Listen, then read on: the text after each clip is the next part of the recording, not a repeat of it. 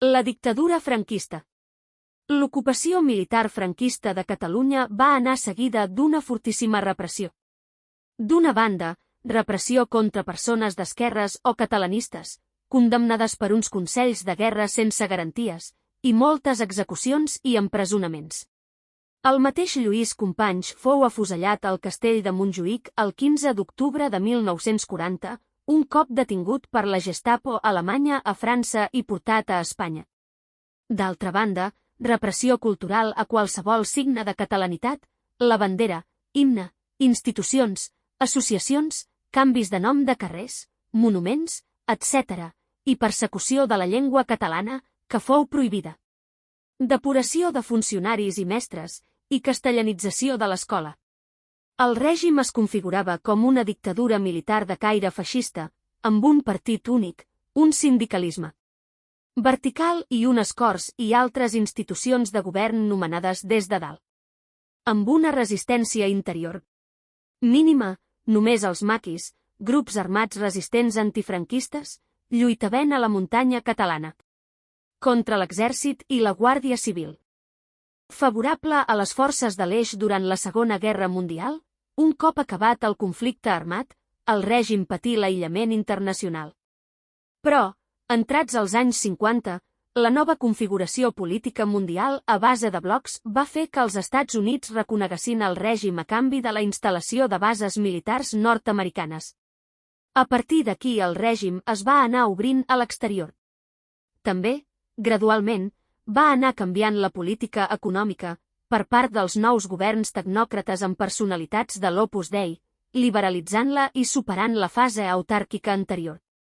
La població encara vivia amb moltes dificultats, i la prova n'és la vaga dels tramvies de 1951, que també demostra com s'anava articulant progressivament una resistència política interior al règim.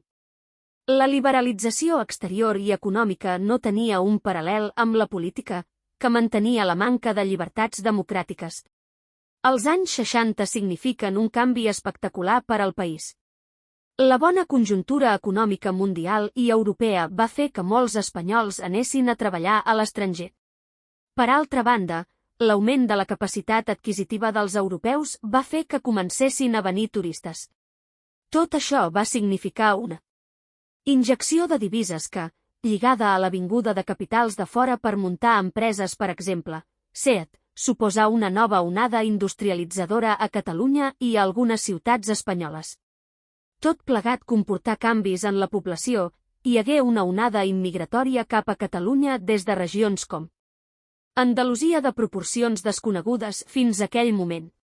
Alhora, també es produí un desplaçament del camp a la ciutat i l'inici de l'adquisició de certs béns de consum, com electrodomèstics, automòbils, etc.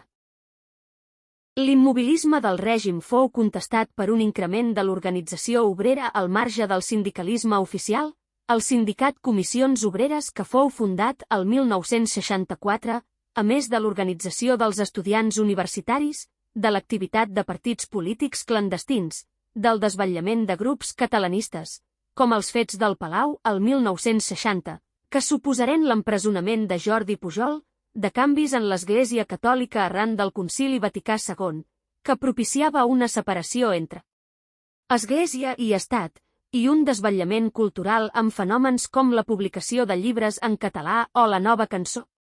A partir dels anys 70 el règim entra en un seguit de dificultats. Econòmicament s'havia aturat el creixement de la dècada anterior, i la crisi del petroli a partir de 1973 va provocar una crisi econòmica generalitzada a Occident.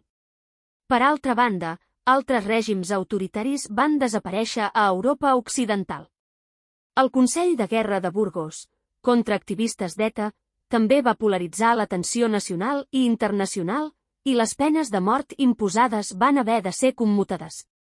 L'activitat d'ETA no s'aturaria, i el 1973 assassinava l'almirall Carrero Blanco, l'home fort del règim. L'oposició a Catalunya, des de 1971, es polaritzaria entorn de l'Assemblea de Catalunya, instància unitària on s'aplegava la quasi totalitat de l'oposició. El lema, llibertat, amnistia i estatut d'autonomia, aviat es faria popular. En aquest context, el 20 de novembre de 1975 moria el general Franco.